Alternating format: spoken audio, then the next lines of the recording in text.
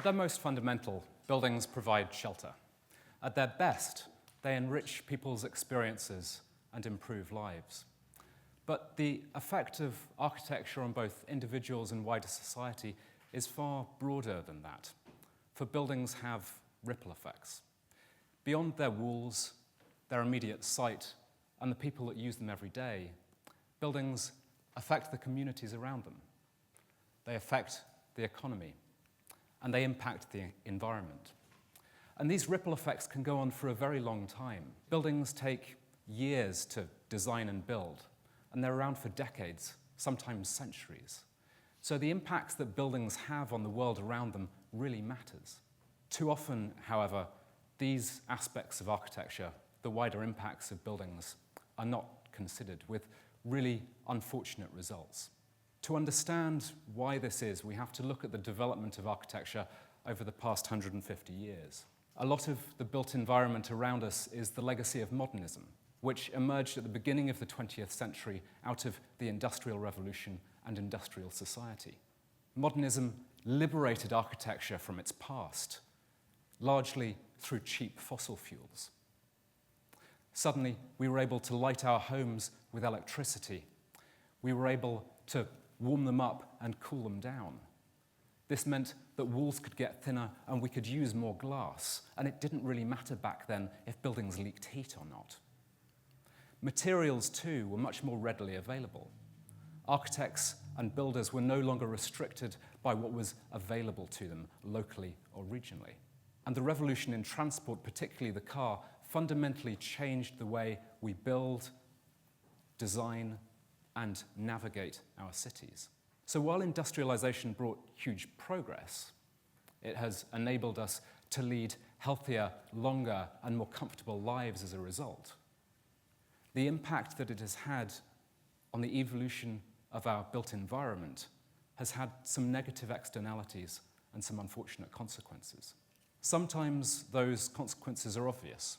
Large glass skyscrapers, some of which have literally burnt things. And some of those architects have managed that more than once.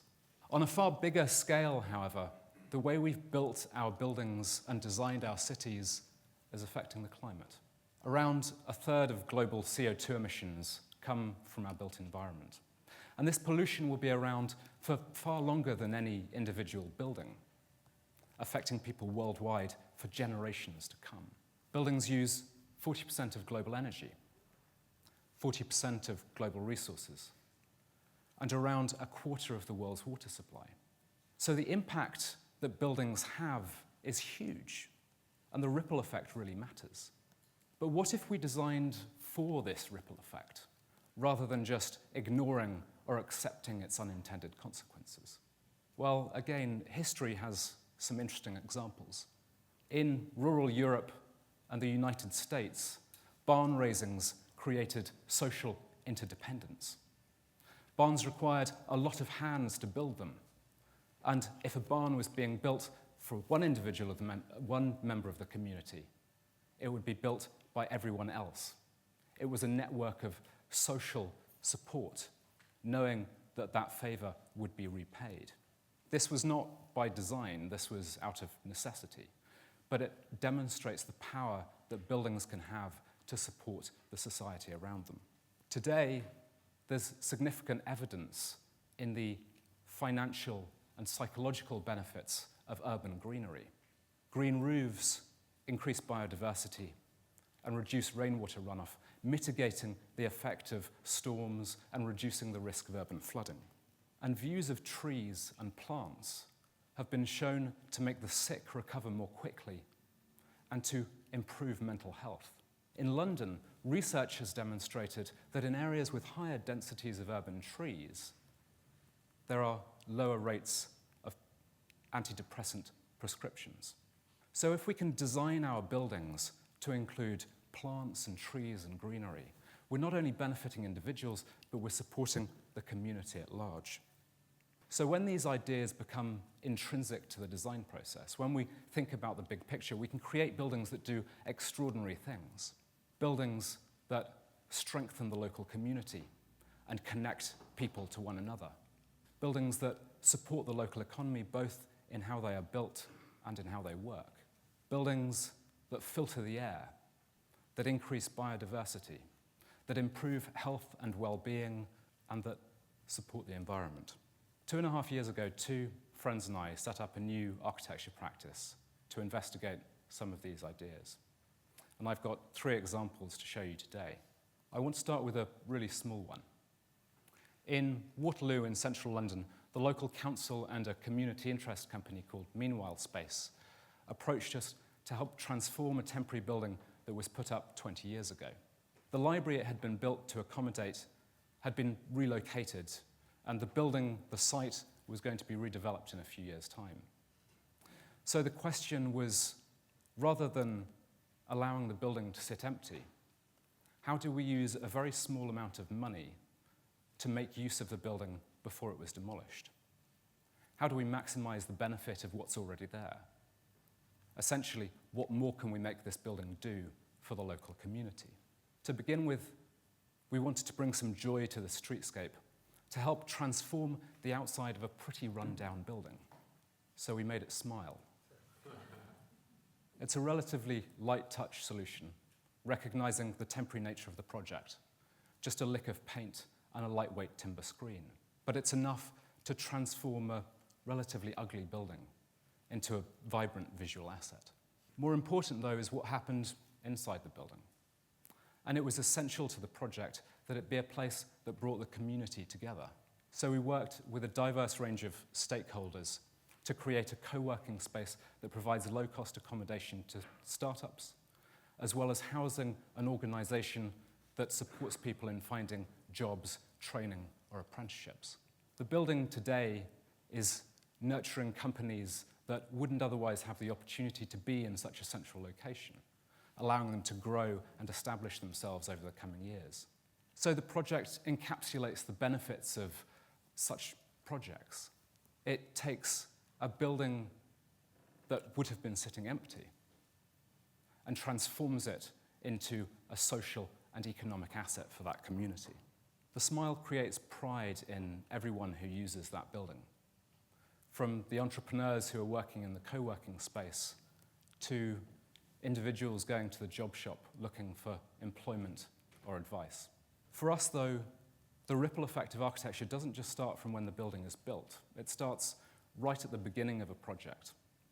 How can the very fact of designing a building support the community around it? In July last year, a chance encounter led to a conversation with the headmaster of St. Teresa's School in Effingham, Surrey. He was looking for an architect to design a new sixth form centre. The project was going to take about 2 years to design and build, and in that time the school was going to be investing a huge amount of effort and money in the process. So the question we asked right at the beginning is, what more can this investment do? How can we use the school's investment in design to help the students? So as part of the project, we're using the whole process of designing and building the building as an educational tool for the pupils, teaching them about architecture and sustainability, about how buildings are made and the impacts they have. And importantly, we're opening their eyes to a range of jobs and professions that they may not have considered or even known about. When the building is built, it will benefit the school in many other ways as well. It will be carbon neutral, with enough solar panels on the roof to power not just itself, also to power back to the rest of the school network. And a series of green roofs, new trees, and built-in bird and bat boxes will enhance the biodiversity of the immediate site. So while the project will deliver much-needed social and educational spaces to the school, it also gives so much more to the St. Teresa's community.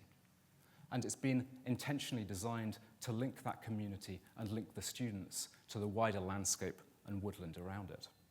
In County Cork in Ireland, we've been working with a fantastic client to create a holistically sustainable project over the next 10 years. Joseph Walsh is an internationally renowned furniture designer and maker, but his studio and workshop is deeply rooted in its context. It's based in the old family farm, around this old cottage that was once the family home. It's a place that has generated enormous social value, bringing highly skilled people from all around the world, creating a diverse cultural and creative environment in this small town in rural Ireland. And it's a place that has great economic value to its community, with high-skilled, high-paying rural jobs and the export of high-value products. And having a positive environmental impact is inherent in what they do. They invest hugely in tree planting and biodiversity programs to improve the landscape and the ecosystem around them. But when we started working with them, they were facing some pretty serious challenges. The scale of their work had grown, and while they wanted to stay where they were, the physical limitations of their buildings was preventing that. Pieces were literally too big for their buildings. So the challenge that we had was how to enable the campus to grow and develop, but at the same time also further their social and environmental ambitions. So with the enlargement of the buildings and the streamlining of the production process, there's an environmental strategy that underpins the whole design. Large photovoltaic arrays will provide operational energy to the site. Boreholes and reed beds will create a closed-loop water cycle that filters the wastewater on site. And wastewood and coppiced fast-growing woodland will provide 0-mile renewable biomass for all of their heating, all combined within a holistic site strategy. The architecture itself has been designed to create a sense of place. Natural lime render and corrugated roofing from the local vernacular, with paving that we're extracting from the farm's own quarry less than half a mile away. It's the quarry that produced the stone to build the original farmhouse. The workshops have been driven by the needs of their program, but they've been designed so that everyone has a view out to the surrounding environment, so that everybody who works there will have a visual link to trees or plants in the surrounding landscape.